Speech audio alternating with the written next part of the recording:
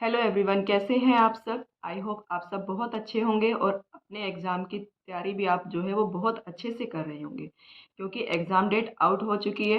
लगभग 60 दिन का टाइम आप लोगों के पास बचा है यहाँ पे एग्ज़ाम के लिए। तो जो अब एग्ज़ाम की हमें तैयारी है वो कैसे करनी है, यहाँ पे क्या स्ट्रेटेजी जो है वो फॉलो करनी है कि हमारा जो एग्ज़ाम है वो क्वालिफाई हो जाए, है ना। मेन फोकस अब यही रहना चाहिए कि क्या पढ़ना है, कितना पढ़ना है। तो हमें अपना जो सिलेबस है उसको कंसाइज रखना है, ज़्यादा नहीं फैला के रखना है, ताकि हम उसको जो है लास्ट में भी अच्छे से रिवाइज कर पाएँ और जितना हमारा सिलेबस पूछा गया है उसको हम अच्छे से पढ़ पाएँ। ज़्यादा किताबें इकट्ठी नहीं करनी है और अपना सिलेबस हमें सिर्फ कवर करके यहाँ पे चलना है, क्योंकि हमें मास्टरी नहीं करनी है उस चीज़ के अंदर। हमें सिर्फ अपना एग्ज़ाम जो है वो निकालना है यहाँ पे। तो जो टीयर वन का एग्ज़ाम है, अब यहाँ पे डेट आ गई है टीयर वन के लिए, लेकिन टीयर टू के लिए अभी डेट नहीं आई है। तो ऐसा नहीं सोचना है कि अभी हम पहले सिर्फ टीयर वन की ही प्रिपरेशन करेंगे, यहाँ पे टीयर टू को हम बाद में करेंगे, क्योंकि जो नेक्स्ट है उसके अकॉर्डिंग देखा जाए तो यहाँ पे टीयर वन है, उन्होंने बहुत जल्दी एग्ज़ाम यहाँ पे कराने की सोची है। तो टीयर टू का भी वो बहुत जल्दी जो है एग्ज़ाम कराएंगे यहाँ पे। तो उसके लिए आपको क्या करना है यहाँ पे कि जो टीयर वन है उसी के साथ साथ आपको टीयर टू की भी प्रिपरेशन यहाँ पे करनी है।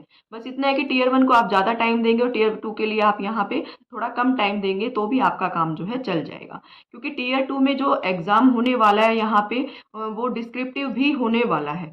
अगर ऑब्जेक्टिव होता तो हम बाद में भी तैयारी कर लेते तो हमारा काम चल जाता, लेकिन डिस्क्रिप्टिव के लिए हमें अभी से चीज़ें पढ़नी पड़ेंगी, आंसर राइटिंग प्रैक्टिस करनी पड़ेगी, ताकि हम उन चीज़ों को याद रख सके। अदरवाइज आपको जो बाद में टाइम मिलेगा टीयर वन के बाद, 1 या 1.5 महीने का टाइम आपको हो सकता है मिलेगा वहाँ पे, तो इतनी जल्दी आप डिस्क्रिप्टिव एग्जाम की प्रिपरेशन वहाँ पे नहीं कर पाएंगे। तो जो आज की वीडियो होने वाली है वो यहाँ पे मैं लेके आई हूँ ज्योग्राफी के मेंस एग्जाम के लिए जो आंसर राइटिंग है वो कैसे यहाँ पे करनी है। क्योंकि मैंने एक वीडियो यहाँ पे बनाई थी, वो इसके लिए बनाई थी कि जो ज्योग्राफी की जो सिलेबस है वो कहाँ से पूछा गया है, कौन कौन सी किताबें हैं जिनसे आप उनको कवर कर सकते हैं। लेकिन जो मैं आज ये वीडियो लेके आई हूँ यहाँ पे ये मेनली रहने वाली है डिस्क्रिप्टिव एग्जाम की, और साथ में जो PYQs है ऑब्जेक्टिव के लिए वो वहाँ कैसे हम जो है किन बुक से तैयार कर सकते हैं यहाँ पे। तो जो सबसे पहले मैंने आपको बताई थी कि NCERT की जो आपको किताबें हैं 11th और 12th क्लास की वो यहाँ पे पढ़नी है। तो बहुत सारे बच्चों के पास NCERT की बुक्स होंगी, तो उन्होंने अपनी प्रिपरेशन वहाँ से भी स्टार्ट कर दी होगी। लेकिन कुछ बच्चे ऐसे होंगे जिन्होंने अभी तक कोई भी बुक्स जो है वो परचेज नहीं की होगी, तो वो अगर NCERT परचेज ना करके यहाँ पे जो मैं बुक बताने वाली हूँ उसको परचेज कर लीजिए। यहाँ पे मैं जो वीडियो है इसके साथ इमेज उसकी लगा दूंगी, आप वहाँ से जाके चेक कर सकते हैं। तो मैं यहाँ बताने वाली हूँ, किताब का नाम रहने वाला है ऑल इन वन करके, जो किताब है 11th और 12th क्लास की आती है, CBSE बोर्ड की रहने वाली है, अरिहंत पब्लिकेशन की ये बुक आती है यहाँ पे।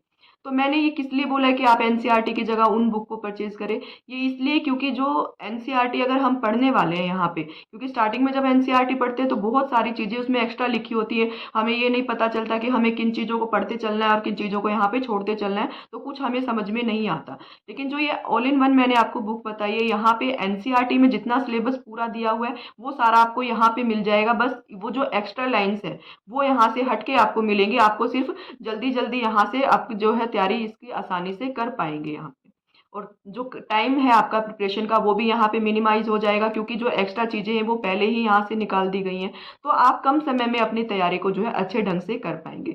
दूसरा बेनिफिट क्या रहने वाला है, दूसरा ये रहने वाला है जैसे ही आप चैप्टर कंप्लीट करेंगे तो चैप्टर के पीछे आपको बहुत सारे MCQs दिए होंगे, और साथ में आपको यहाँ पे पीछे बहुत सारे जो है क्वेश्चन दिए होंगे जिनकी आप प्रैक्टिस कर सकते हैं, आंसर राइटिंग कर सकते हैं उन क्वेश्चंस को पढ़ के कि आपने जो चैप्टर पढ़ा है वो आपको क्लियर हुआ है या नहीं हुआ है। क्योंकि सिलेबस सारा आपका 11th और 12th का रहने वाला है यहाँ पे, और जो क्वेश्चन पूछे जाएंगे वो इसी बेस पे यहाँ पे डिस्क्रिप्टिव एग्जाम में पूछे जाएंगे, तो वहां से आप अपनी आंसर राइटिंग की प्रैक्टिस कर सकते हैं।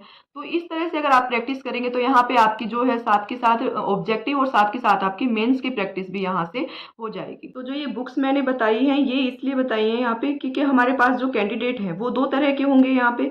एक तो कैंडिडेट वो होंगे कि जिन्होंने अभी MA किया होगा अपना, और जो आंसर राइटिंग जिनको आती होगी यहाँ पे, क्योंकि उन्होंने अभी MA किया है तो उनकी आंसर राइटिंग प्रैक्टिस यहाँ पे बहुत अच्छी है।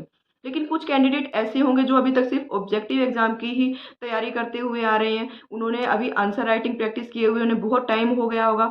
तो उनके लिए मैं ये बताने वाली हूँ, क्योंकि अगर ये स्मार्ट तरीका अगर वो अपनाएंगे तो वो अपने आंसर को एक बेहतर ढंग से लिखना यहाँ पे सीख पाएंगे।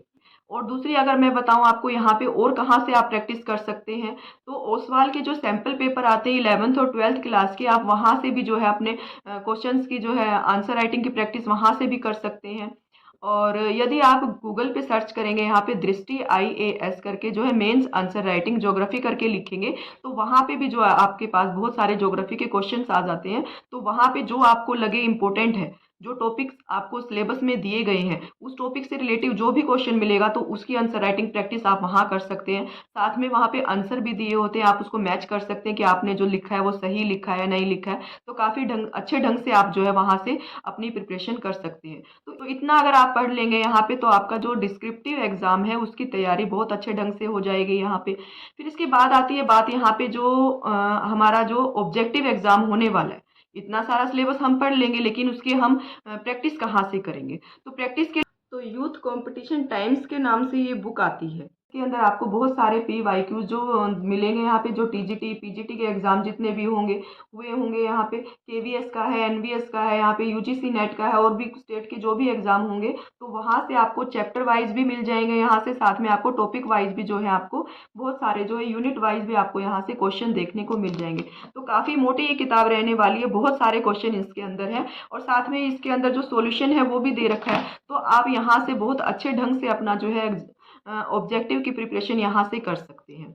तो मैंने आपको बहुत सारा स्टडी मटेरियल बता दिया कि कहाँ कहाँ से आप जो है ऑब्जेक्टिव जो है अपने PYQ की प्रैक्टिस कर सकते हैं। साथ में मेंस की आंसर राइटिंग की प्रैक्टिस यहाँ से कर सकते हैं, क्योंकि यहाँ पे हमें एक स्मार्ट स्ट्रेटेजी बना के चलनी है कि किस प्रकार से हमें अपना एग्जाम क्वालिफाई करना है। क्योंकि किसी भी चीज़ में हमें मास्टरी नहीं करनी है, हमारा मेन फोकस रहना चाहिए यहाँ पे अपने एग्जाम को क्वालिफाई करने का। तो Tier 1 और Tier 2 दोनों को साथ लेकर चलना है। बस इतना है कि Tier 2 को आप थोड़ा टाइम देंगे, अभी से आंसर राइटिंग रोज का अगर एक क्वेश्चन का आंसर भी आप लिखेंगे तो आपकी प्रैक्टिस होती जाएगी। और मेन टाइम जो आपको देना है वो यहाँ पे Tier 1 के लिए देना है, ताकि आप Tier 1 को क्वालिफाई कर सके, और तभी आप जो है Tier 2 दे पाएंगे यहाँ पे।